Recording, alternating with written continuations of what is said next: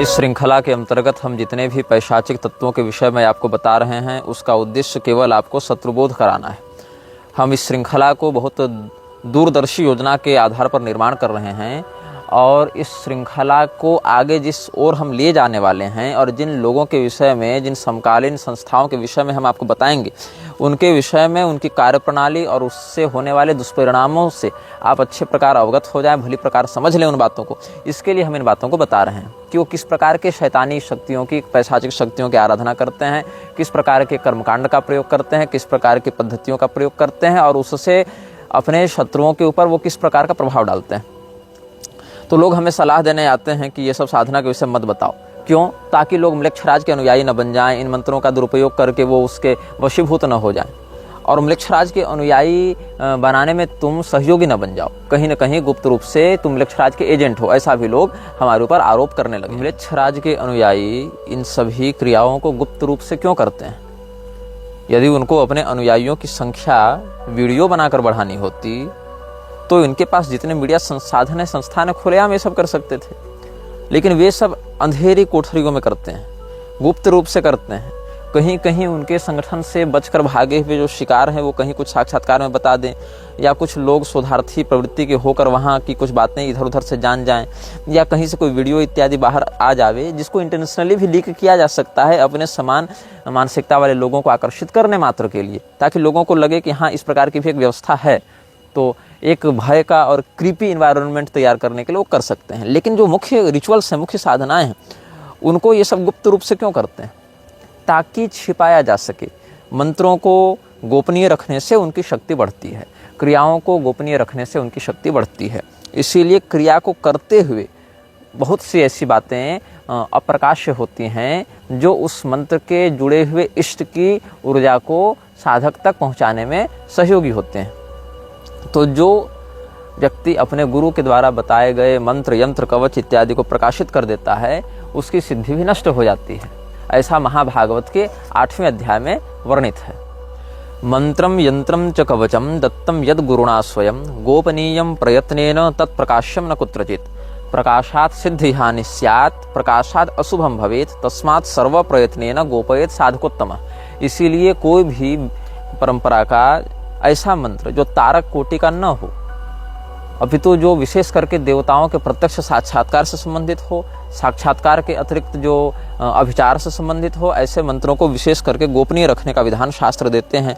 या अनधिकारी के हाथ में जाकर वह मंत्र वीर्यहीन न हो जाए, निष्फल न हो जाए, इस आशंका से भी मंत्रों को गोपनीय रखा जाता है। तो यदि हमको केवल प्रसिद्धि ही करनी थी म्लेच्छराज की और शैतानी ताकतों की ओर लोगों को आकर्षित करना था, तो सबसे पहले वीडियो में हम कलिनाशन मंत्र क्यों देते? कलिनाशन मंत्र हम सबसे पहले वीडियो में दे दिया। जिसको सुनना है, जो प्रारंभ से सुन रहा है, वो उसका प्रयोग करेगा, वो उससे लाभान्वित होगा। बारंबार हमने उस मंत्र को दिया भी नहीं, क्योंकि प्रकाशात् सिद्धि हानि स्यात्। लेकिन चूंकि हमारे पास आप समूह तक पहुंचने के लिए सोशल मीडिया का ही माध्यम है, इसीलिए हमने इसको एक बार दे दिया। और पद्धतियों में भी ये मंत्र प्राप्त होता है। इसके लिए कोई विशेष अधिकारी का भी भेद नहीं है कि कौन सा व्यक्ति करे, कौन सा व्यक्ति न करे। इसीलिए हमने उसको सार्वजनिक रूप से दे दिया। और ऐसे ही मंत्रों को हम सार्वजनिक रूप से देते हैं जिसमें अधिकारिता का कोई विशेष आग्रह नहीं होता है कि कोई करेगा और कौन नहीं करेगा। जो लगभग सर्वोपयोगी बातें होती हैं उसी को हम देते हैं सार्वजनिक रूप से। हाँ, इसमें कुछ कुछ हमने उद्घाटन विद्या इत्यादि कुछ दी है जो कि एक अच्छे स्तर तक पहुंचने के बाद साधकगण प्रयोग करते हैं, लेकिन फिर भी उसमें किसी वर्ण, जाति, भाषा इत्यादि का प्रतिबंध नहीं है कि कौन सा व्यक्ति इसको कर सकता है और कौन सा व्यक्ति नहीं कर सकता है। तो हमने कलिनाशन मंत्र एक बार दे दिया, लोग उससे लाभान्वित हो रहे हैं। म्लेच्छराज के उपासकों के या उसके अनुयायियों के द्वारा जिन पिशाचों की आराधना की जाती है उनके विषय में हम खुलकर इसीलिए बता रहे हैं ताकि इनकी गोपनीयता भंग हो। यदि वो चाहते कि हमारे अनुयायी अधिक से अधिक बने तो सार्वजनिक रूप से करते, यदि सार्वजनिक रूप से करने से उनको लाभ होता, लेकिन वो गुप्त रूप से करते हैं। और हम उसी बात को प्रकाशित कर रहे हैं, क्योंकि प्रकाशात् सिद्धि हानि स्यात्, प्रकाशित करने से इन शक्तियों से जुड़े हुए तत्वों की सिद्धि की हानि होती है। इसीलिए गुप्त रखने से विद्या सिद्धि बढ़ती है, गोपनीयता उसकी जितनी अधिक रहे उतनी अधिक उसकी सिद्धि विकसित होती है, और उसको प्रकाशित करने से वह सिद्धि समाप्त होती है। इसलिए सनातनी मंत्रों को गोपनीय रखने की बात है। अब जो लोग वीडियो देख के मंत्र साधना करते हैं वे लोग तो सैकड़ों हजारों सनातनी मंत्रों के वीडियो देखकर भी कर ही रहे हैं, तो क्या हो गया? उन मंत्रों के अपमान और शक्ति हानि का अतिरिक्त क्या हो गया? तो तुम लोगों को एक एक बात बच्चे के जैसे खोल खोल कर सुनानी पड़ती, समझानी पड़ती। ये सब समझने के लिए तुम लोगों का मन तैयार नहीं हुआ है। और तुम लोगों को ऐसा क्यों लगता है कि हम पूरी पद्धति बता दे रहे हैं? हम जितना बता रहे हैं वो पूरी पद्धति नहीं है। तो ज्ञान लेने आओ, देने मत आओ। हम जो इस विषय पर बता रहे हैं तुमसे बहुत अधिक जान रहे हैं इस विषय में, तब कुछ बोल रहे हैं। 100 पन्ना पढ़कर 10 पन्ना व्यक्ति बोलता है, और जब 10 पन्ना बोलता है तो उसमें व्यक्ति सुनने वाला 1 पन्ना समझता है, लेकिन उसको क्या लगता है कि जो बता रहा है उससे हम अधिक जान गए।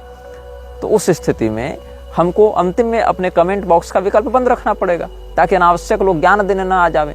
कोई आकर कहेगा कि शुक्राचार्य म्लेच्छराज है, कोई आकर कहेगा राहु केतु म्लेच्छराज है। आना जाना कुछ नहीं है, लेकिन अपनी अपनी बकवास सबको करनी है।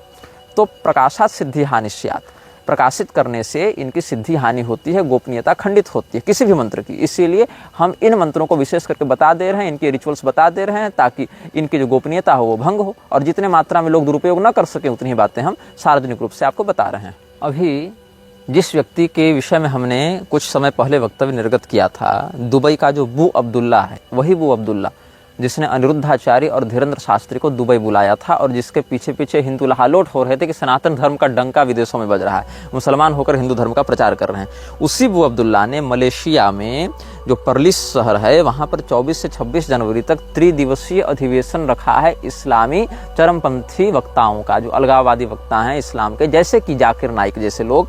ऐसे ऐसे 15-20 वक्ताओं को पूरे विश्व से जमा करके वो अभी अधिवेशन रखा था। और ये जो बू अब्दुल्ला है वो आईएसआई से और पाक अधिकृत कश्मीर इत्यादि के भी अलगाववादी नेताओं से मिलता जुलता रहता है। चरमपंथियों से इसका बहुत निकट और सार्वजनिक संबंध प्राप्त होता है। तो इन दोनों महत्वाकांक्षी जोकरों को धर्मशास्त्र विषय में क्या पता है, इनकी क्या गति है, और इनके जो अनुयायी हैं वो स्वयं धर्मशास्त्र विषय में कितना जानते हैं, क्या जानते हैं? कुछ नहीं जानते। न गुरु को पता है, गुरु शिष्य बधिर अंध का लेखा, न चेलों को पता है। लेकिन बू अब्दुल्ला जो है वो मुसलमान है, और वो इसके गुरु जी को बुलाया, इससे सारे लोग प्रसन्न हो गए, संतुष्ट हो गए, और कहा कि सनातन धर्म का डंका बज रहा है। तुम किसी भी तीर्थ में चले जाओ, देवालय में चले जाओ, बड़े बड़े अभी मेले लगे हैं कुंभ इत्यादि के, वहाँ चले जाओ, वहाँ देखो कितने लाखों की संख्या में हिंदू आए हैं, लेकिन कितने के पास शिखा है? शिखा विहीन हिंदू होकर घूम रहा है। तुम और तुम्हारे परिवार वाले म्लेच्छराज के नाम और काम के विषय में संकेत रूप से भी जो नहीं जान पाते, फिर भी उसने तुम्हारी धोती उतरवा दी, तुमको पैंट पहनवा दिया, शिखा को तुम्हारे हाथों से कटवा दिया, तुम्हारे हाथ में कुत्ता पकड़वा के तुमको मंदिर में घुसाकर उसको धर्म का नाम दे दिया, तुम्हारी बहू बेटी को तुम्हारे पैसे से मोबाइल खरीदवा के, तुम्हारे ही घर में नंगा करवा के, उसी के हाथ से वीडियो रिकॉर्ड करके पूरे समाज के सामने सोशल मीडिया के माध्यम से नंगा नचवा दिया। और तुमको लगता है कि हमारे वीडियो बना देने से, उसके मंत्र बता देने से म्लेच्छराज का प्रभाव बढ़ेगा, उसके अनुयायी बढ़ेंगे। हाँ, ये बात अवश्य है कि म्लेच्छराज के वास्तविक नाम आदि का प्रयोग करने से उसकी शक्तियां बढ़ती हैं, ये बात हम पहले कह चुके थे। लेकिन उसका विरोध करने के लिए हम बोल रहे हैं, भर्त्सना करने के लिए कह रहे हैं, प्रशंसा करने के लिए नहीं कह रहे हैं। ये मेरा भाव है। मतलब उसके नाम के उच्चारण से पहले भी एक हृदय में विरोध की भावना होनी चाहिए। यद्यपि अब हम उसके वास्तविक नामों का प्रयोग बहुत कम कर चुके हैं, जैसा कि पहले ही हम वीडियो में संकेत कर चुके थे कि प्रारंभिक श्रोताओं को, दर्शकों को जोड़ने के लिए हम बीच बीच में कहेंगे, बाद में हम इसको धीरे धीरे सीमित कर देंगे। इसीलिए हम उपाधि का प्रयोग करते हैं, उसके उपलक्षण का प्रयोग करते हैं, सांकेतिक नामों का प्रयोग करते हैं। तो नाम के स्मरण से उनकी शक्तियां बढ़ती हैं, आकर्षित होती हैं। लेकिन जब आप कलिनाशन मंत्र का प्रयोग करेंगे, जब आप स्वयं सत्वगुण से युक्त होकर व्यवहार करेंगे, तो वो शक्तियां आपसे पलायित होंगी, आपसे भागेंगी, भयभीत होंगी। और जितने अधिक आप अशुचि अवस्था में, अपवित्र अवस्था में, और जितने अधिक आप अमर्यादित स्थिति में रहेंगे, उतने अधिक उन शक्तियों का प्रभाव आप पर पड़ेगा। इसीलिए स्वयं को अधिक से अधिक पवित्र रखा जाता है। राजा नल ने लघु शंका करने के बाद अपना पैर पूरा नहीं धोया था, एड़ी छोड़ दी थी, मात्र इतने से उनके अंदर कलयुग का प्रवेश हो गया था। तो अशुचिता को तुम्हारे जीवन में लाकर तुम्हें शिखा विहीन करके म्लेच्छ परिधानों में वो ले आया, जबकि उसको अपना नाम और काम भी तुमको नहीं बताना पड़ा। सोच रहे हो कितना प्रभाव वो डाल रहा है। मेरे वीडियो से उसकी सत्ता न हिलने वाली है, न बढ़ने वाली है, न घटने वाली। मेरे वीडियो से अधिक ये होगा कि लोग जगेंगे, और उसके नाम पर, उसके शक्ति का जो आश्रय लेकर जो संस्थाएं हिंदू धर्म को विकृत कर रही हैं, हिंदू धर्म गुरु का वेश बनाकर, उनके पाखंड से लोग सतर्क होंगे, बचेंगे। प्रारंभ में इतना ही पर्याप्त है। तो जैसा कि कहा हमने आपको, बुक ऑफ लॉ में बताया था कि उसके जो अनुयायी होंगे वो कम होंगे, अप्रसिद्ध लोग होंगे। लेकिन जो प्रसिद्ध लोग हैं और जो बहुसंख्यक लोग हैं, उन पर ये शासन करेंगे। तो वेद में स्पष्ट मना है। संन्यासोपनिषद आप देखेंगे वेदों में, तो वहाँ पर नपुंसक व्यक्ति का, पतित व्यक्ति का, हिजड़े का संन्यास लेना बिल्कुल मना है। षंड, पतित, विकल इत्यादि का संन्यास लेना मना है। लेकिन धर्म की आड़ में आर्यन पाशा से खुलेआम अवैध संबंध रखने वाली समलैंगिकता की समर्थक लक्ष्मी नारायण त्रिपाठी से किन्नर अखाड़ा बनवाया गया कि नहीं, और उसका समर्थन करने वाले हिंदू हैं कि नहीं? क्या वो हिंदू म्लेच्छराज के विषय में जान रहे हैं? नहीं जान रहे हैं, लेकिन उसके लिए काम कर रहे हैं कि नहीं? जाने अनजाने उसके समर्थन में हैं कि नहीं? उसके अभियान को आगे बढ़ा रहे हैं कि नहीं? जो हाजी शबनम बेगम है उसको भवानी नाथ के नाम से महामंडलेश्वर बनाया गया कि नहीं? और जो माफिया कार्टेल की चीयर गर्ल रही, जिसने नग्नता को समाज में फैलाया, ऐसी ममता कुलकर्णी को किन्नर अखाड़ा से महामंडलेश्वर बना दिया गया, जबकि वो किन्नर है भी नहीं। मतलब किन्नर शब्द तो ऐसे देव योनि विशेष के लिए, लेकिन वो हिजड़ा भी नहीं है। उधर करौली सरकार को देखो, करौली शंकर के नाम से जो भूमाफिया चल रहा है संतोष भदौरिया, वो पुरी के शंकराचार्य से बढ़िया मिलता है, एकदम मित्र भाव से मिल रहा है।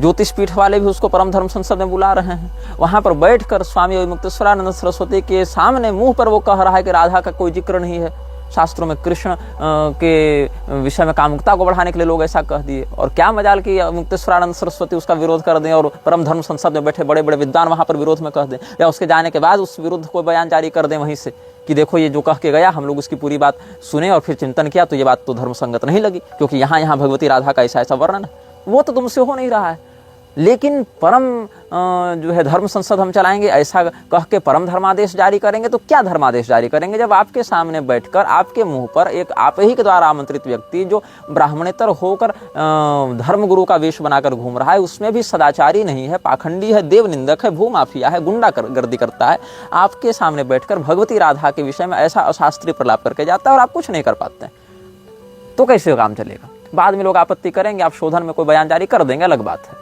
यह नहीं ऐसा हो गया वैसा हो गया। लेकिन जिस समय जिस स्थान पर जब लोहा गर्म है वहां जब डंका पीटना है, वहां तो कुछ कर नहीं पा रहे हैं।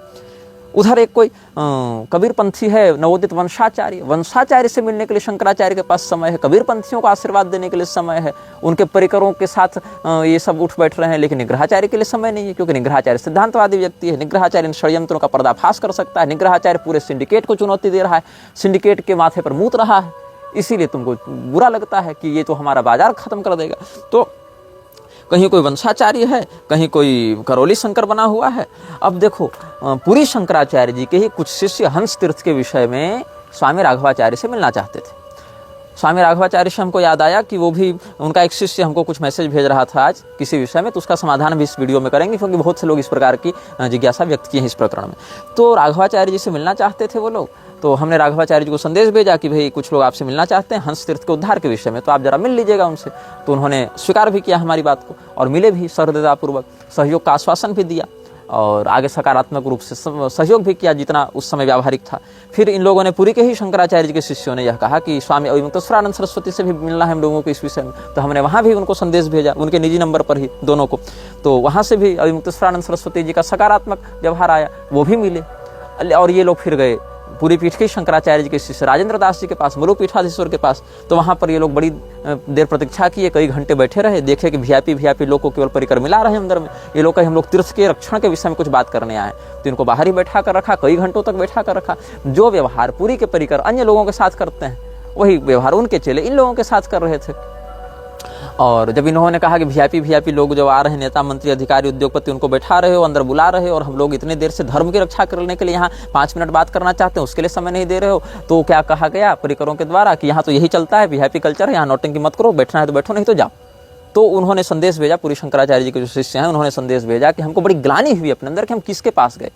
बाहर से कैमरा पर दिखता है इतने सरल समता है, यहाँ हाल ही है, हमले की हर जगह यही हाल है। हमने जो अनुभव कहीं अन्यत्र किया वही आपने कहीं अन्यत्र किया। और अगर गलती से हम अनुशंसा कर देते या मैसेज भेज देते उनके परिकर को, नंबर तो सबका है ही, तो वो लोग क्या कहते कि अगर ये लोग आएंगे तो विशेष करके इनको अवरुद्ध किया जाए, न मिलने दिया जाए, क्योंकि तीर्थ जाए भाड़ में इनके लिए, लेकिन अपनी जो अहंकार वृत्ति है वो बची रहनी चाहिए। हम जो है सो तीर्थ चाहे जाए विकृति में और कोई भी कब्जा कर ले, लेकिन हमारा जो एक सर्वश्रेष्ठ और सर्वसामान्य होने का जो दम्भ है वो बचा रहना चाहिए। तो ऐसा क्यों हो रहा है? ऐसे आसुरी तत्वों की दुर्वृत्ति मठों में क्यों घुसती जा रही है?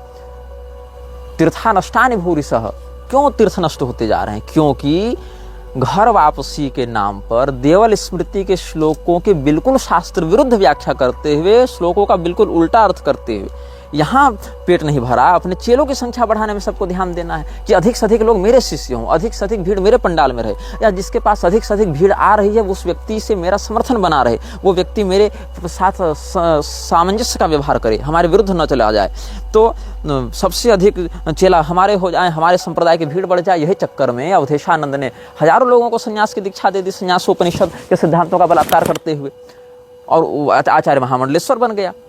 अमरावती का सुख भोग रहा है अपने आश्रमों में, विदेशियों को बुला बुला कर, और अपने शिष्यों को भी भोगवा रहा है। तो ऐसी स्थिति में जब पेट नहीं भरा अपने चेलों की संख्या बढ़ाकर और उनको अधर्म की ओर ढकेल कर, तब ये लोग घर वापसी का नाटक करते, बाहर से मिलक्ष बुलाने लगे, बाहर से मिलक्षों को बुलाकर उनको जबरदस्ती राजनीतिक प्रश्रय देने के लिए, उनको तो पास चाहिए था ना, तो हिंदू धर्म का टैग लगाकर उनको खुलेआम जब पास मिल रहा है तो वो क्यों लव जिहाद इत्यादि में प्रपंच करें। वो जाएंगे किसी आर्य समाज मंदिर में, विश्व हिंदू परिषद के हवन कार्यक्रम में, कहेंगे हम हिंदू हो गए, और तुम्हारी बहू बेटी तुम्हारे यहाँ के सामने उठा उठा कर ले जाएंगे कि हम भी हिंदू हैं, क्यों नहीं ले जाएंगे। और धीरेन्द्र जैसे जो बू अब्दुल्ला की महत्वाकांक्षी अनुयायी बनते जा रहे हैं, वो कहेंगे कि जाति पाति की करो विदाई, सारे हिंदू भाई भाई, और वो मुसलमान भी हवन 2 आहुति डालेगा, कहेगा हम हिंदू हैं। तो तुम तो स्वयं उसको अपने घर में घुसा रहे हो ना।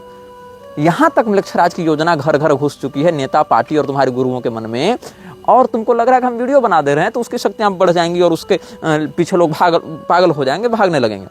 फिर कुछ लोग कह रहे थे कि ये सब बच्चे भी वीडियो देखेंगे तो देखो ऐसा है कि एक तो हमें इन सभी यूट्यूब वीडियो में या फेसबुक में ये टैग लगा रखा है कि ये वयस्क लोगों के लिए ही हैं, और कम उम्र के लोग या अपरिपक्व मानसिकता के लोग इसको ना देखें। अधिक उम्र के लोग भी हैं लेकिन कम मानसिकता उनकी है दृढ़, तो वो ना देखें। अब उसके बाद भी कोई देख रहा है तो हम क्या कर सकते हैं। अगर ठीक है कोई 10 साल का बच्चा अगर देख रहा है तो उसके माता पिता को ना समझाओ कि 10 साल के बच्चे के हाथ में मोबाइल कर क्या रहा है, या अगर कर भी रहा है तो तुम क्यों नहीं ध्यान दे रहे हो। तो 10 साल के बच्चा देख लेगा और 10 साल का बच्चा पैशाचिक शक्तियों को आकर्षित हो जाएगा। इस चक्कर में हम पूरी दुनिया के खतरों से तुमको आगाह करना तो छोड़ नहीं सकते। तुम अपने बच्चे को अपने कंट्रोल में रखो, नियंत्रण में रखो, उसको मोबाइल से दूर रखो, या मोबाइल देना जरूरी ही है तो उस पर नियंत्रित करो, कि नियंत्रण रखो कि वो क्या देख रहा है क्या नहीं देख रहा है। और फिर भी अगर वो देख रहा है तो उसको न दिखाया जा सके, इसके चक्कर में हम पूरे संसार को एक वास्तविक खतरे से तो नहीं आगाह करना छोड़ सकते कि तुम्हारा 10 साल का बच्चा जो है वो नहीं समझ पा रहा है, देख पा रहा है। वही 10 साल का बच्चा जब 30 साल का बनेगा और इन्हीं षड्यंत्रों में फंसेगा तब उसकी रक्षा कौन करेगा। हमेशा तो 10 साल का बच्चा नहीं रहेगा। जो आज हमारे दर्शक हैं वो भी कभी 10 साल का बच्चा थे, हम भी कभी 10 साल का बच्चा थे, हम लोग भी प्रभावित हुए। जो आज 10 साल का बच्चा है वो भी जब बड़ा होगा तो उसके समय में भी तो कोई न कोई पीढ़ी 10 साल के बच्चे के रूप में रहेगी। तो क्या हम आतंकवाद पर बात करना छोड़ दें, हम समाज पर बढ़ती अश्लीलता पर बात करना छोड़ दें, हम मिलक्षराज के अभियानों पर बात करना छोड़ दें, हम हिंदू धर्म के पतन पर बात करना छोड़ दें।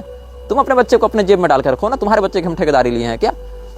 तुम्हारा बच्चा मोबाइल पर क्या चला रहा है, क्या देख रहा है, हम पैसा देकर मोबाइल उसको पकड़ाकर हम दिखाने गए हैं वीडियो, और हम कोई अश्लील वीडियो तो बना नहीं रहे जिससे समाज में नकारात्मकता फैलेगी। हम तो एक वास्तविक संकट से आगाह करने के लिए एक आपको छायावृत्त दिखा रहे हैं, जो कि पहले से बता दिया है कि हर प्रकार के दर्शकों के लिए उपयुक्त भी नहीं है। तो एक हम आपको इसमें एक छोटा सा प्रयोग बताएंगे जो कि सर्वोपयोगी है, इसलिए सार्वजनिक कर रहे हैं, बार बार बताएंगे भी नहीं। बहुत से लोगों ने कहा, जब हमने गाब पिशाच का वर्णन किया था, या गैप भी उसको कहा जाता है, गैब या गैप, तो उसका जब हमने वर्णन किया था तो बताया था कि लोगों के धन को अपहृत करने में इसके 20 पिशाच वाहिनियाँ लगी रहती हैं। तो बहुत से लोगों ने कहा कि महाराज हमारे यहाँ भी ऐसे तिजोरी में रखे रखे पैसा गायब हो जा रहा है, पड़ोसी के यहाँ से गायब हो जा रहा है, कुछ बताइए इसके लिए आप रक्षात्मक प्रयोग। तो देखो, हमारे परिचय में एक व्यक्ति थे, वो व्यवसाय उनका कुछ सही चल नहीं रहा था, तो किसी मुसलमान तांत्रिक के यहाँ चले गए, और वो मुसलमान तांत्रिक इन्हीं वाहिनियों का उपासक था। उसने कहा कि ठीक है, तुम्हारा बिजनेस चमकवाने के लिए हम एक ताबीज बनाकर तुमको दे देंगे। ताबीज दे दिया, लेकिन उद्देश्य क्या था? वो ताबीज के माध्यम से इसी पिशाच को या इसके किसी छोटे जो अनुयायी हैं या जो छोटे सेवक हैं उसको भेज दिया, उसके घर में रखे रखे पैसे गायब होने लगे। बाद में फिर वो मुझसे मिले तो हमने कहा कि भाई ये सब क्या ताबीज गंडे हैं, तो कहा वो मुसलमान ने दिया था। हमने कहा बहुत बढ़िया, आप मुसलमान के पास जाएंगे और उम्मीद करेंगे कि हम इस प्रकार से विकसित हों स्वयं हिंदू होकर, तो कैसे काम चलेगा। तो फिर हमने कुछ उपाय बताया जिससे उनको अस्थायी लाभ हुआ। फिर एक साधिका के माध्यम से, भगवती की उपासिका हैं, उनके माध्यम से फिर उनकी अस्थायी समस्या ठीक हो गई। ये जो समस्या थी वो ठीक हो गई, उनका अस्थायी समाधान हो गया। तो एक हम आपको सर्वोपयोगी विषय बताएंगे जिससे इस प्रकार की समस्याओं का समाधान हो जाता है। अपने घर में अमावस्या, रविवार या संक्रांति को छोड़कर किसी अन्य दिन, और मंगलवार भी, अमावस्या, मंगलवार, रविवार और संक्रांति, ये 4 दिनों को छोड़कर अन्य किसी भी शुद्ध दिन तुलसी के जड़ की बगल की मिट्टी थोड़ी सी ले लें, मिट्टी का परिमाण इतना हो जितना एक हरे आंवला का परिमाण होता है, या कुक्कुटांड प्रमाण भी, मुर्गे का अंडा जितना बड़ा होता है उतने बड़े प्रमाण से उतनी मिट्टी ले लें और एक स्वच्छ लाल रंग के वस्त्र में उसको बांधें और उस तिजोरी में या जहाँ भी आप धन इत्यादि रखते हैं उसको रख दें। अगर बहुत ही क्षुद्र शक्ति होगी तो इतने से ही चली जाएगी, समाधान हो जाएगा।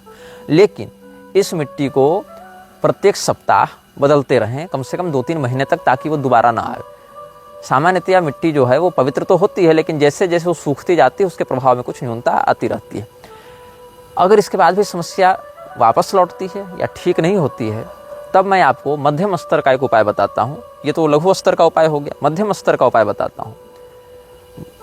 किसी शुभ दिन, इसमें अमावस्या, संक्रांति, पूर्णिमा इत्यादि प्रयोग पकड़ सकते हैं, क्योंकि इन सभी समयों में जो यंत्र सिद्धि है वो विशेष प्रभावी होती है। तो भोजपत्र पर अनार की कलम से शुद्ध अवस्था में आप एक यंत्र निर्माण करें। प्रातःकाल जब सूर्योदय न हुआ हो, मतलब अगर सूर्योदय 6 बजे हो रहा है तो आप 5:30 बजे इस प्रयोग को कर लें। सूर्यदेव को अर्घ्य इत्यादि देकर फिर मौन रहकर बैठ जावें और पूर्व दिशा की ओर मुँह करके एक त्रिकोण बनावें। भोजपत्र पर अनार की कलम से, अनार की छोटी टहनी एक दिन पहले तोड़ लेंगे। जिस दिन तोड़ेंगे उस दिन अमावस्या नहीं होनी चाहिए, तो तोड़ लेंगे छोटी टहनी, उसको आगे से नुकीली करके कलम जैसा बना लेंगे और रोली इत्यादि कुछ लाल द्रव घोल लेंगे और उसी से आप याशगंध इत्यादि से एक त्रिकोण बनाएंगे भोजपत्र पर। भोजपत्र थोड़ा बड़ा लेंगे, वो जो त्रिकोण है उसका जो 90 डिग्री वाला कोण है उसका मुख ऊपर की ओर होना चाहिए। मतलब त्रिकोण आप ऐसे बनाएंगे, समझ लीजिए, ये ऊपर में एक हो गया कोण, फिर ऐसे ऐसे और नीचे सीधी रेखा, जो त्रिकोण की रेखा रहेगी सीधी रेखा रहेगी, नीचे एक सीधी रेखा खींचेंगे और ऊपर ऐसे त्रिकोण बना देंगे। त्रिकोण का मुंह ऊपर हो गया और रेखा आधार नीचे। सबसे ऊपर में लिखेंगे श्री दाहिन्यै नमः, ऊपर वाले कोण में। फिर दाहिने वाले कोण में लिखेंगे श्री मोहिन्यै नमः और बाएं वाले कोण में लिखेंगे श्री सत्यै नमः और त्रिकोण के बीच में लिखेंगे श्री कफल्लाय नमः। इसको कैसे लिखना है ये स्क्रीन पर आपको शुद्ध वर्तनी में दिखा दिया जाएगा। त्रिकोण मैं नहीं बनाकर दिखाऊंगा, केवल शुद्ध वर्तनी में चारों बातें लिख दूंगा और संकेत कर दूंगा कहाँ कहाँ लिखना है। त्रिकोण के ऊपर श्री दाहिन्यै नमः, त्रिकोण के दाएं कोण में श्री मोहिन्यै नमः, त्रिकोण के बाएं कोण में श्री सत्यै नमः और त्रिकोण के मध्य में श्री कफल्लाय नमः। इसको लिखकर फिर धूप दीप नैवेद्य इत्यादि चढ़ा के इस यंत्र की पूजा करके और करीब 5 मिनट तक इन्हीं चारों वाक्यों का स्मरण करते हुए फिर इस यंत्र को स्वच्छ भाव से तिजोरी इत्यादि में रख दें। ये मध्यम स्तर का उपाय हो गया। इससे भी ये शक्तियाँ दूर भाग जाती हैं, नकारात्मक शक्तियाँ। और अगर फिर भी कोई विशेष समस्या आ रही है तो भैरवी तंत्रोक्त महाविद्या का कम से कम 21 पाठ किसी अच्छे शाक्त साधक ब्राह्मण से आप कराएं, ताकि ये समस्या सदैव के लिए दूर हो जाए। अब ये जो गाव नाम का पिशाच है, जो 66 वाहिनियों का नायक है, किंतु जब ये चोरी इत्यादि करने जाता है या जो सामान इधर उधर करने का काम है वो जब करता है, म्लेच्छराज के विभाग में सामान इधर उधर करने का काम या व्यक्तियों को भी इधर उधर ले जा सकता है। मेरी जानकारी में एक साधक हैं जो पहले एक हमने आपको एक शाक्त साधक का संकेत किया था इस अनुभाग में, लगभग 3-4 अनुभाग में श्रृंखला में। उन्हीं के वो परिचित साधक हैं। वो वीर शक्ति का प्रयोग करके किसी भी राज्य से अन्य राज्यों की यात्रा आध्यात्मिक रूप से कर लेते हैं, उस शक्ति की पीठ पर बैठकर। ये अभी जीवित हैं और सक्रिय हैं, लेकिन गोपनीयता के कारण हम ऐसे साधकों की पहचान सार्वजनिक नहीं करते हैं। तो पैशाचिक शक्तियों में भी कुछ ऐसे साधक होते हैं जो इधर उधर यात्रा करने के लिए ऐसी ही तामसिक शक्तियों का आश्रय लेते हैं, जिसमें गाव एक प्रधान शक्ति है और इस काम को करने के लिए वो 20 पिशाच वाहिनियों का आश्रय लेता है। तो इसकी साधना कैसे की जाती है, क्या होता है इसको बुलाने के समय, लोगों ने प्रश्न भी किया था और तो इस श्रृंखला में हम आपको आगे बताते ही जा रहे हैं। कृष्ण पक्ष में किसी भी शनिवार को, कृष्ण पक्ष तो 15 दिन का सामान्यतया होगा, तो मान लीजिए 2 शनिवार पड़ेंगे, कभी कभी 3 भी पड़ सकते हैं अगर प्रारंभ में ही शनिवार पड़ गया तो कृष्ण पक्ष के किसी भी शनिवार की मध्य रात्रि को अपने चारों ओर काले धागे से घेरा बनाए, एक सर्कल बना लें काले धागे से, और वहां पर ये लोग बैठ जाते हैं काले धागे के अंदर, और अपने सामने काले या गहरे नीले रंग का वस्त्र बिछाते हैं और कपड़े के ऊपर, उस वस्त्र के ऊपर अफीम के दानों से एक गोल घेरा बनाते हैं, और अफीम के दानों के गोल घेरे के मध्य में एक तुरमलिन पत्थर आता है। वो गहरे काले नीले रंग का अगर तुरमलिन मिले तो उसको रखते हैं और काली स्याही से जो इच्छा है मतलब कौन सा सामान किस स्थान से कहाँ ले जाना है या किस व्यक्ति को कहाँ से कहाँ ट्रांसफ़र करना है, इस बात को स्पष्टतया उसके नाम या उसके पहचान के साथ उस पेपर पर लिखते हैं और उसको मोड़कर काले धागे से बांधकर यंत्र के ऊपर रख देते हैं। जो यंत्र बनता है गाब का, उस यंत्र के ऊपर रख देते हैं। यंत्र भी सामने ही बनाना होता है। और फिर उसके ऊपर एक पौधा होता है, बेलाडोना कहते हैं, जहरीला पौधा होता है, उसकी पत्तियां या तंबाकू की पत्तियां छिड़कते हैं और काले रंग की मोमबत्ती जलाते हैं। फिर नीले रंग की मोमबत्ती जलाते हैं और फिर मंत्र पढ़ते हैं, डयन अनये टेसा गाब, डयन अनये टेसा गाब, डयन अनये टेसा गाब, ऐसे मंत्र पढ़ते हैं। तो ये जो गाप नाम का पिशाच है, कहीं गैब भी शब्द है, कहीं गाब भी शब्द है, कहीं गाप भी शब्द है। ये उच्चारण का भेद कुछ कुछ हो जाता है इन लोगों में। और जब काम इनका हो जाता है तो पहले नीले रंग की मोमबत्ती बुझाते हैं, फिर काले रंग की मोमबत्ती बुझाते हैं। तो इस प्रकार से इसकी आराधना किसी भी कृष्ण पक्ष के शनिवार को ये लोग करते हैं। इस गाप का प्रयोग केवल सामान इधर उधर करने के लिए नहीं, अपितु वशीकरण के लिए भी किया जाता है। बेलेथ का प्रयोग सामूहिक समष्टि वशीकरण के लिए किया जाता है, सामुदायिक वशीकरण के लिए। और गाप का प्रयोग वैयक्तिक वशीकरण के लिए किया जाता है, व्यक्तिगत रूप से किसी को किसी के प्रति आकर्षित करने या उसका आकर्षण हटाने के लिए करते हैं ये लोग। तो म्लेच्छराज के अनुयायी जब किसी को, स्त्री या पुरुष को या किसी व्यक्ति को दूसरे व्यक्ति के प्रति आकर्षित करने के लिए प्रयोग करते हैं तो लाल रंग का और हरे रंग का मोमबत्ती का प्रयोग करते हैं। और जेमस्टोन जो प्रयोग करते हैं उसमें टुर्मलिन का प्रयोग नहीं करते, अभी तो एमराल्ड का प्रयोग करते हैं, पन्ने का प्रयोग करते हैं, या फिर गुलाबी रंग के या लाल रंग के क्वार्ट्ज पत्थर का प्रयोग करते हैं। और गुलाब या वनीला के ही सुगंध का प्रयोग करते हैं। और सुगंधित पुष्प को, ताजे पुष्प को गाप के लिए देते हैं और मिठाई का भोग लगाते हैं, दूध से बनी मिठाई इत्यादि का प्रयोग करते हैं। ये हो गया वशीकरण करने के लिए। और उच्चाटन करने के लिए प्रयोग करते हैं काले और गहरे लाल रंग के मोमबत्तियों का। और इसमें फिर काले टुर्मलिन या ओनिक्स का प्रयोग करते हैं। ओनिक्स एक पत्थर होता है। इन सभी पत्थरों के विषय में आप नेट पर जान जाएंगे, इसलिए हम अधिक नहीं बताएंगे इस विषय में। और जो भोग लगता है वो एक कड़वे या तीखे तत्व का कोई भी एक लगा लें भोग, इस प्रकार से लोग भोग लगाते हैं। और तेज गंध वाले, जो नाकों में चुभे जिसकी गंध, ऐसे किसी अगरबत्ती का प्रयोग करते हैं जो कि आकर्षक समूहक न लगे।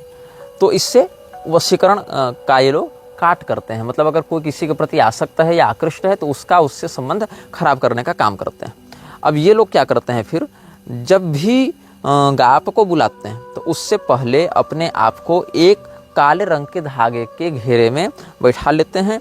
और जब ये मोमबत्ती जलाते हैं तो उसके लिए एक निश्चित दिशा का प्रयोग करते हैं। सबसे पहले मोमबत्ती को पूर्व दिशा में जलाते हैं, उसके बाद दक्षिण दिशा में जलाते हैं, फिर पश्चिम दिशा में जलाते हैं, फिर उत्तर दिशा में जलाते हैं। पूर्व, दक्षिण, पश्चिम, उत्तर, इस भाव से जलाते हैं। और जब ये बुझाते हैं तो फिर उत्तर वाले को पहले बुझाएंगे, फिर पश्चिम वाले को बुझाएंगे, फिर दक्षिण वाले को बुझाएंगे, फिर पूर्व वाले को बुझाएंगे विसर्जन के समय। तो ये जो प्रक्रिया उल्टी हो जाती है, मतलब क्लॉकवाइज एंड एंटी क्लॉकवाइज, ऐसे चलाते हैं। और जब इनका एक काम हो जाता है तो जिस पुर्जे पर, जिस कागज पर इन्होंने अपनी बात लिखी होती है, उस कागज को तब तक रखना होता है जब तक कि आपका काम न हो जावे। और जब काम हो जाता है, जब वो सामान वहाँ डिलीवर हो जाता है, या जो भी आकर्षण वशीकरण है या उच्चाटन है वो जब सफल हो जाता है, तब जाकर इस पुर्जे को जला दिया जाता है और उस यंत्र को अपने हृदय में धारण करके रखा जाता है, ताकि वो जो वशीकरण है या जो उच्चाटन है वो प्रभावी रूप से बना रहे। तो ये हमने कुछ गाप से संबंधित आपको बातें बताई हैं। गाप के प्रभाव से बचने के लिए जो हमने कुछ आपको लघु स्तर, मध्यम स्तर और उच्च स्तर के विधान बताए हैं, उसमें आप निष्ठापूर्वक पालन कर सकते हैं। सात्विक विधान है, सभी लोग कर सकते हैं। उसमें प्रारंभिक 2 विधान तो सभी लोग कर सकते हैं और उससे ऊपर के उच्च विधान के लिए किसी शाक्त संप्रदायाचार्य की आवश्यकता पड़ती है, वो आप घर में स्वयं नहीं कर सकते हैं, ये बात है। हाँ, यदि आप स्वयं शाक्ताभिषिक्त आचार्य हैं या उन मंत्रों में अधिकृत हैं तब कर सकते हैं आप, नहीं तो आपको विशेषज्ञों की सलाह और विशेषज्ञों का शास्त्रीय परामर्श प्राप्त करना पड़ता है। आज से 3500 साल पहले, जिस समय मूसा इत्यादि का आगमन विश्व में नहीं हुआ था और म्लेच्छराज अपनी शक्तियों को बढ़ाने में लगा हुआ था, उसी समय भारत के दक्षिणी भाग में, जिसको आप आजकल साउथ इंडिया के नाम से जानते हैं, एक व्यक्ति आया। उसका नाम था मुरुगन अय्यान। मुरुगन अय्यान भी एक प्रकार का तमोगुणी व्यक्ति था जो कलयुग के विस्तार के लिए आया था। लेकिन ये मुरुगन अय्यान स्वयं को भगवान कार्तिकेय का अवतार बताता था या कार्तिकेय का अंश बताता था।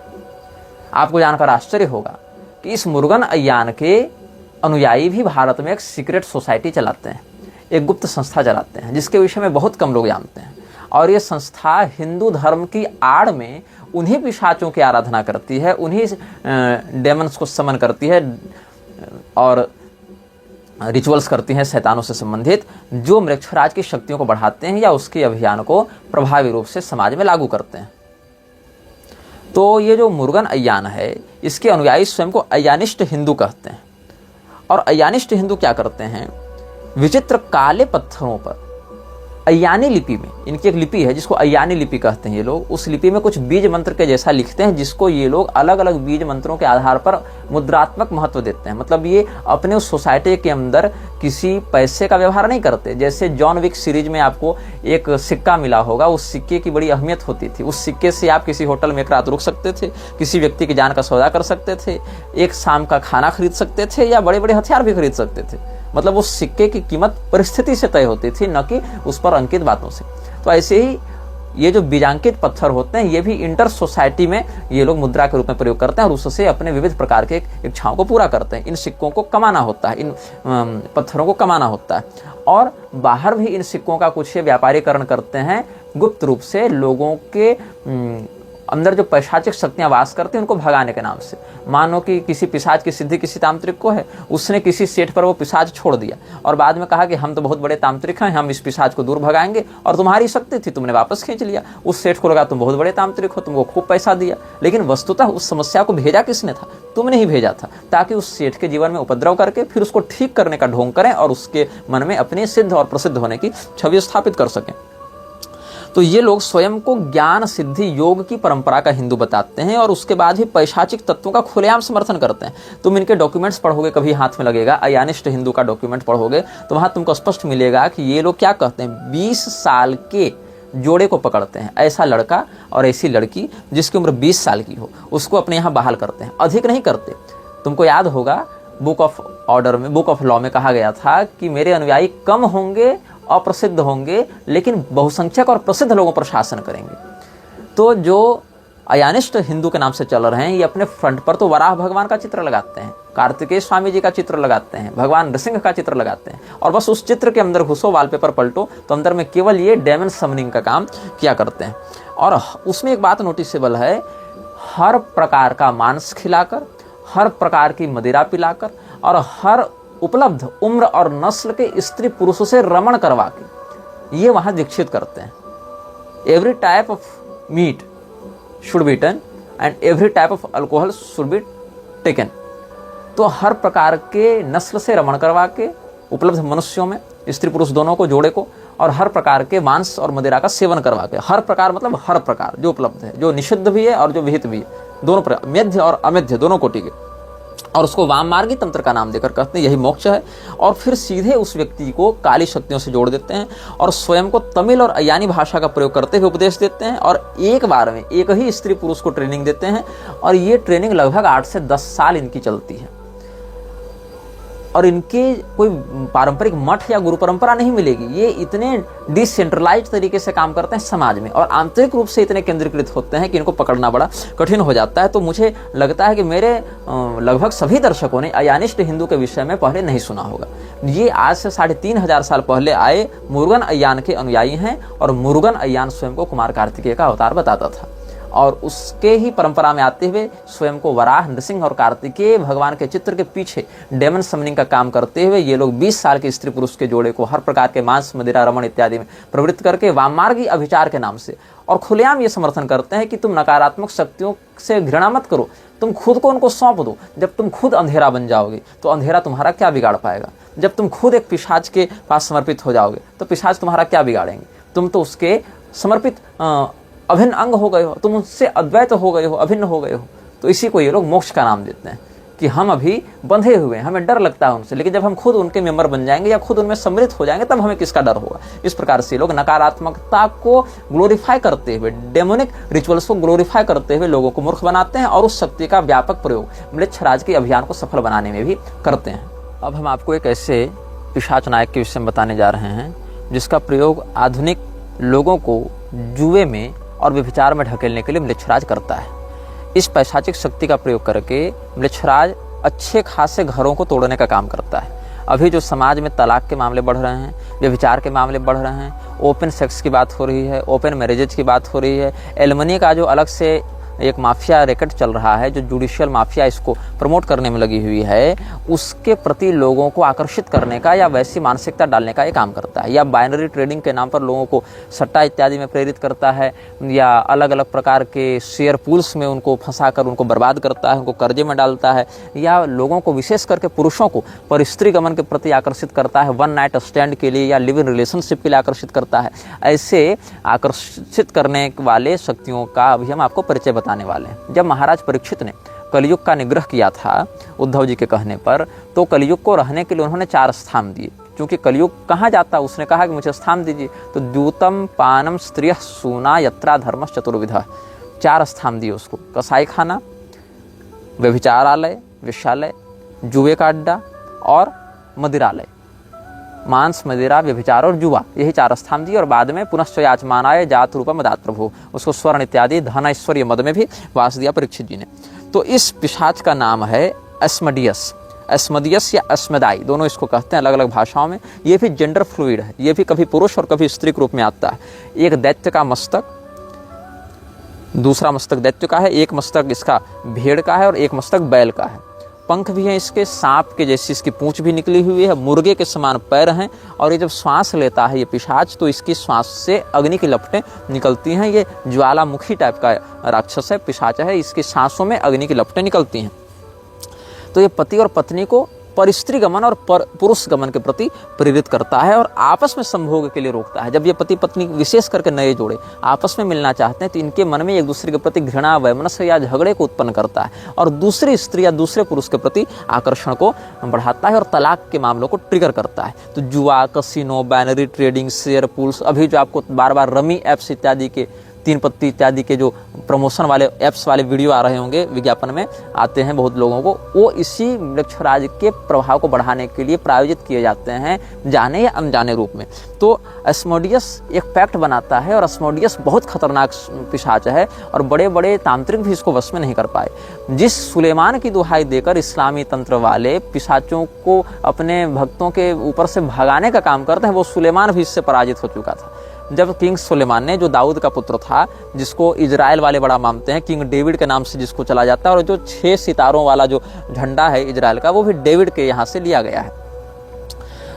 तो जो डेविड का पुत्र सोलोमन था, या जिसको दाऊद का पुत्र सुलेमान भी कहा जाता है, तो ये सुलेमान जो है एक वास्तविक राजा था और ये जिन्न पिशाच इत्यादि को नियंत्रित करके खूब ऐशो आराम करता था, खूब शासन करता था।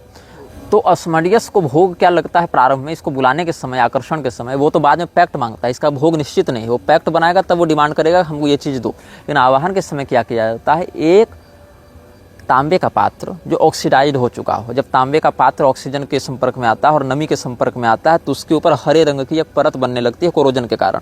तो ऐसे तांबे का पात्र को लेना है जिसके ऊपर ऑक्सीडाइजेशन हो चुका हो, हरे रंग की परत चढ़ चुकी हो, और उसमें पुदीने का रस टपकाना है इसको बुलाने के लिए।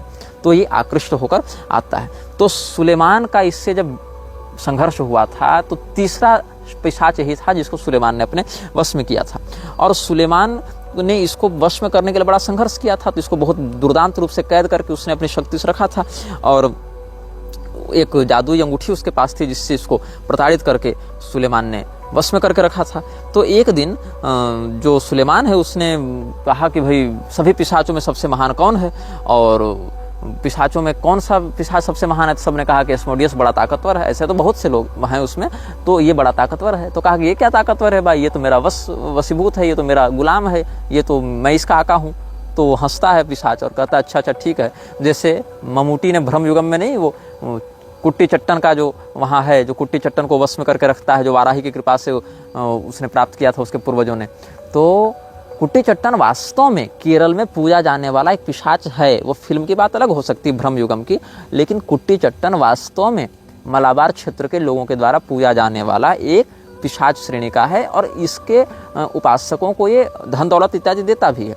लेकिन क्या है, भगवान को छोड़कर भूतानि यान्ति भूतेज्य यान्ति मद्याजिनोपि माम, भगवान को छोड़कर जो इस प्रकार की शक्तियों का आराधना करते हैं मृत्यु के बाद उन्हीं के वशीभूत हो जाते हैं। इसीलिए सर्वस्व की याचना भगवान से करनी चाहिए। अकाम सर्व काम हुआ मोक्ष काम उदारधि तीव्रेण भक्ति योगेन यजित पुरुषम परम। तो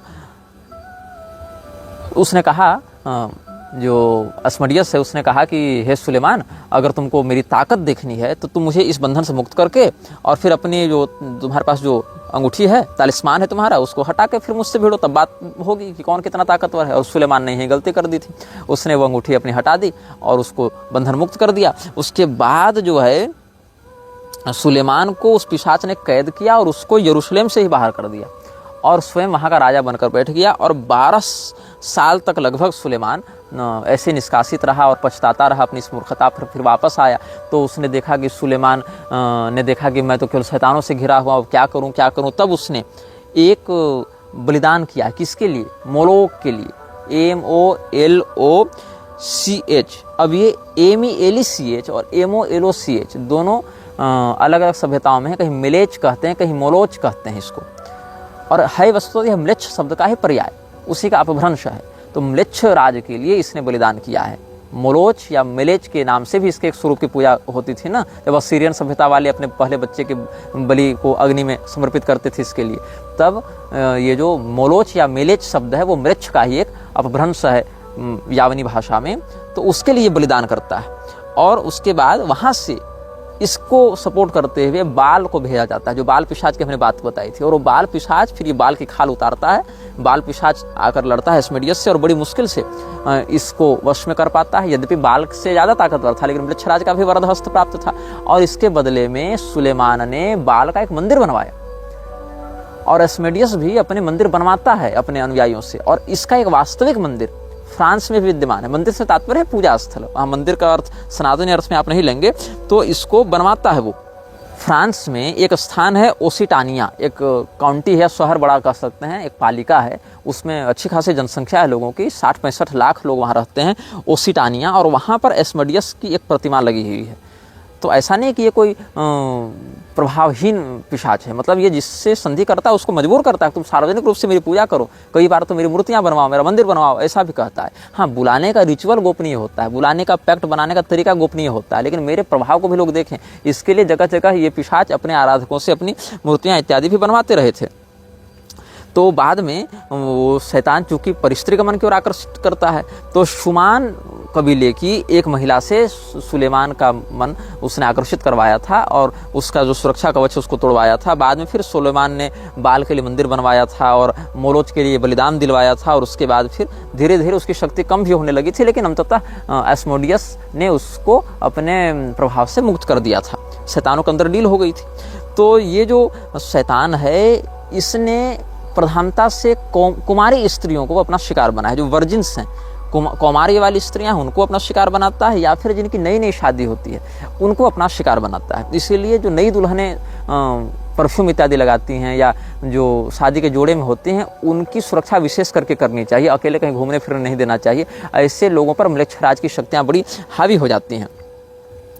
और एक ऐसा यहाँ और भी हुआ था, जब अस्मोडियस ने लोवेर के कुछ नन्स को वश में किया था और वो नन ही चर्च में पादरियों के साथ अवैध संबंध बनाती हुई पकड़ी गई थी, तो उन्होंने कन्फेशन में कहा था कि हमको अस्मोडियस ने अपने वश में करके रखा था। लेकिन सत्य ये है कि केवल उन नन ने स्वीकार नहीं किया, वस्तुतः चर्च में चलने वाले जितने भी बाल शोषण हैं, जितने भी यौन व्यभिचार हैं, उनके पीछे जो भी यौन शोषण चर्च में पादरी इत्यादि के माध्यम से फैल रहा है, जिसके विषय में कई बार पोप ने सार्वजनिक रूप से बात भी की है और क्षमा इत्यादि भी मांगी है, तो उन सभी चीज़ों के पीछे अस्मोडियस की प्रेरणा होती है, ऐसा भी पश्चिम में वो लोग मानते हैं। और बहुत से प्रबुद्ध लोग जो इस प्रकार के विषयों को जानते हैं वो भी इस विषय में स्पष्ट कहते हैं कि अस्मोडियस जो है वो बहुत खुलकर, उसमें एक जो नन थी उसका नाम था एलिजाबेथ, और एलिजाबेथ जो थी उसने इसको, ये रानी एलिजाबेथ नहीं है, उसने खुलकर अस्मोडियस के विरुद्ध में कन्फेस किया था और बाद में उसके बयान को प्रकाशित होने से रोकने का बहुत प्रयास किया गया था। तो अस्मोडियस जो है वो दिन का शैतान है, मतलब उसकी पूजा रात को नहीं होती, दिन में ही उसकी होती है। और 72 पिशाच वाहिनियों का ये सम्राट है, 72 पिशाच वाहिनियों का ये नायक है। और इसको दिन में बुलाते हैं लोग, कब बुलाते हैं? 1 से 30 नवंबर के बीच में, पूरे नवंबर के महीने में इसको कभी भी आवाहन कर सकते हैं। यदि वो संभव नहीं होता तो 30 जनवरी से 8 फरवरी के मध्य इसको बुलाया जाता है। वो भी संभव नहीं होता तो 28 अगस्त से 1 सितंबर के मध्य दिन में इसको बुलाया जाता है। 3 समय है, या तो जनवरी में 30 जनवरी से 8 फरवरी तक, या फिर आप 28 अगस्त से 1 सितंबर तक, या फिर पूरे नवंबर में कभी भी दिन के समय बुलाया जाता है। पूर्व दिशा की ओर मुँह करके और लाल, काले और पीले रंग की मोमबत्ती का प्रयोग करके इसको बुलाया जाता है। अथवा जब वृश्चिक राशि में, जैसे नवंबर का महीना है तो पूरे नवंबर में किस दिन चुने, तो वृश्चिक राशि में या कुंभ राशि में जब चंद्रमा रहते हैं उस समय इसको बुलाने के लिए विशेष आवाहन किया जाता है, तब ये जल्दी कनेक्ट हो जाता है अपने साधक से। तो ये जब आता है तो इससे कन्फर्म करना पड़ता है कि तुम ही हो कि कोई और है, क्योंकि जनरली ये आना पसंद नहीं करता और आप इसको अपने वश में नहीं कर सकते, क्योंकि सुलेमान नहीं कर पाया। तो इसीलिए क्या तुम एस्मोडियस हो, ऐसा 3 बार इससे पूछा जाता है। आर यू एस्मोडियस, या इसको अगर आप लैटिन इत्यादि में तो आर्ट द एस्मोदे ऐसे पूछा जाता है, इसको आर्ट द एस्मोदे ऐसा पूछा जाता है। और वो जो छड़ी है ना, हेजलवुड की जो छड़ी हमने बताई थी वैंड, उससे इसको फटकारते हुए 3 बार पूछा जाता है। तो अगर ये सच में एस्मोडियस है तो ये झुकता हुआ नीचे गिर जाता है, और उसको बुलाने से पहले अपने चारों ओर नमक का घेरा बनाना चाहिए, और इसके सांस से निकलती हुई ज्वाला से आप प्रभावित न हो, जो कि बहुत जहरीली भी होती है। अमेमन के साथ भी ऐसा ही है। तो एस्मोडियस के सामने अपनी मध्यमा उंगली, बाएं हाथ की मध्यमा उंगली में चांदी की अंगूठी पहनकर उसके सामने ऐसे दिखाया जाता है, तब इसकी ज्वाला या इसका विष शांत हो जाता है। तो सबसे पहले नमक का घेरा बनाकर बैठना है, और उस घेरे के बाहर नमक से ही एक त्रिकोण बनाना है, और उसके तीनों कोनों में लाल मोमबत्ती को जलाकर बैल या भेड़ का ये लोग बलिदान देते हैं। बैल को सेक्रीफाइस करते हैं या भेड़ को। तो ये पैशाचिक शक्तियों को आकृष्ट करता है। म्लेच्छराज के अनुयायी जब भी एस्मोडियस को बुलाते हैं तो ये सब इस प्रकार का बलिदान देते हैं उसके लिए, और उसी के खून से यंत्र लिखते हैं, उसका जो यंत्र है उसको बनाते हैं। और अगर वैसा उपलब्ध भाव न हो पाए तो लाल स्याही से बनाते हैं। और एस्मोडियस जब आता है तो सबसे पहले एग्रीमेंट करता है कि मैं तुम्हारा काम करूंगा, इसके बदले तू मेरे लिए क्या करेगा। वो सीधी सीधी डील करता है, वो सीधे मंत्र से वश में नहीं होता है। ऐसे इसका मंत्र है air Awas अलोरेन एस्मोडियस आकेन। Air Awas अलोरेन एस्मोडियस आकेन। Air Awas अलोरेन एस्मोडियस आकेन, इस प्रकार से उसका मंत्र होता है। तो जब वो पैक्ट बनाता है तो कुछ भी कर सकता है। वो कह सकता है तुम घर में हमारी उपासना के लिए एक अलग स्थान नियुक्त करो, या हो सकता है वो कहे कि तुम एक किताब मेरी प्रशंसा में लिखकर हमको ट्रिब्यूट दो, या वो हो सकता है कुछ ऐसा अनैतिक कार्य करने के लिए कहे, या बहुत कुछ कर सकता हो ठगने के लिए। लेकिन उसकी वही बात मानता है साधक, जो आवाहक है, जो इसके सामर्थ्य के अंतर्गत हो, जो इसकी औकात के अंतर्गत हो, और नहीं तो ये उसको भी नष्ट कर देता है, उसको मार देता है, उसको धोखा देता है। तो एस्मोडियस का साधक अपनी क्षमता और अपने सामर्थ्य के अनुसार उससे पैक्ट साइन करता है, और पैक्ट के अनुसार काम करता है। जब तक ये पैक्ट का पालन करेगा तब तक उसकी शक्ति से प्रभावित होगा, और जिस दिन ये पैक्ट तोड़ेगा उस दिन ये या तो पागल होगा या तो मरेगा। हाँ, पैक्ट अगर पूरा करने में समर्थ नहीं है तो बाकायदा इसको बुलाकर पैक्ट को एंड किया जाता है, फिर से वही प्रक्रिया करके, वही बलिदान करके, और इसको रिलीज किया जाता है। लेकिन रिलीज करने के बाद ये जाएगा कि नहीं जाएगा ये इसके अपनी इच्छा है। हो सकता है ये पकड़ा रहा है अपने साधक को। तो इसीलिए सामान्यतः एस्मोडियस को बुलाने से बचा जाता है। और बहुत बड़े जो हाई ऑर्डर के म्लेच्छराज के अनुयायी हैं, वो बहुत कोई बड़ा इंटरनेशनल काम करना हो तब इसको बुलाते हैं। और कुछ लोग ये कह रहे थे कि हमने पहले किसी पिशाच का यंत्र दिया था, उसमें क्रॉस बना हुआ था बीच में। वो क्रॉस नहीं, वो आंख कहलाता है, ANKH, अंख कहलाता है। वो मिस्री भाषा का शब्द है अंख, और उसमें जो निशान है जो क्रॉस के जैसा दिख रहा था वो क्रॉस नहीं था, वो प्राण शक्ति का मिस्री प्रतीक होता है। और ये जो एस्मोडियस है, इसके ऊपर केवल एक ही पिशाच शासन करता है, एमेमन, जिसके विषय में हम आपको बता चुके हैं पहले। वही एमेमन जो पूर्व दिशा का राजा है या रक्षक है, कहें पूर्व दिशा की ओर से वो म्लेच्छराज के अभियान को संरक्षण प्रदान करता है। और जब गाप जो दक्षिण दिशा का रक्षक है वो जब व्यस्त रहता है तो एमेमन ही उसके बदले अतिरिक्त कार्यभार संभालता है दक्षिण दिशा के रक्षण का। और ये म्लेच्छराज के ऐसे अनुयायियों को भी पुनर्जीवित करने का कार्य करता है जो मृत हो चुके हैं, किंतु उनकी चेतना अभी पारलौकिक स्थिति में नहीं पहुंची है, म्लेच्छराज के नियंत्रण में है। मतलब म्लेच्छराज का कोई अनुयायी मर गया लेकिन उसको रिवाइव करना है, तो ये सेक्रीफाइशियल माध्यम से उसकी चेतना को खींचकर अन्य माध्यमों से उसको पुनर्जीवित करके या उसको रिवाइव करके तैयार करते हैं या उसी के शरीर को ठीक कर देते हैं। तो ये काम जो है एमेमन करता है। यही एमेमन इकलौता है जो एस्मोडियस के ऊपर भी शासन कर सकता है, और ये लोगों में लोभ की भावना को बहुत बढ़ाता है। सिन ऑफ ग्रीड, जो पाप है लोभ का, उसको ये बहुत जल्दी आकर्षित कर देता है।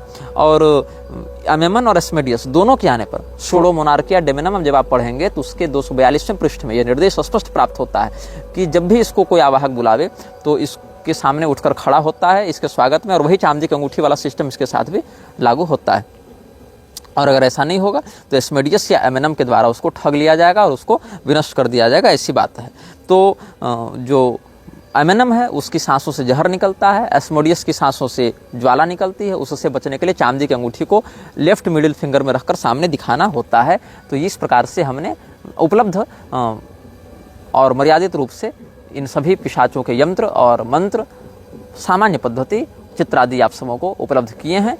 आगे भी कुछ कुछ प्रधान पिशाचों के ऊपर हम इसी प्रकार से व्याख्यान को देते हुए इस श्रृंखला को आगे फिर और भी समृद्ध बनाने का प्रयास करते रहेंगे। यह वीडियो जल्द ही हटा दिया जा सकता है।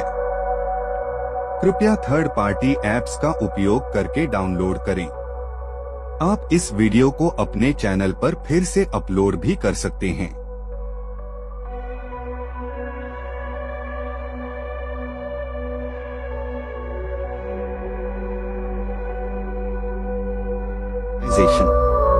This video may get deleted soon. Please download using third-party apps. You may also re-upload this video on your channels. Thank you.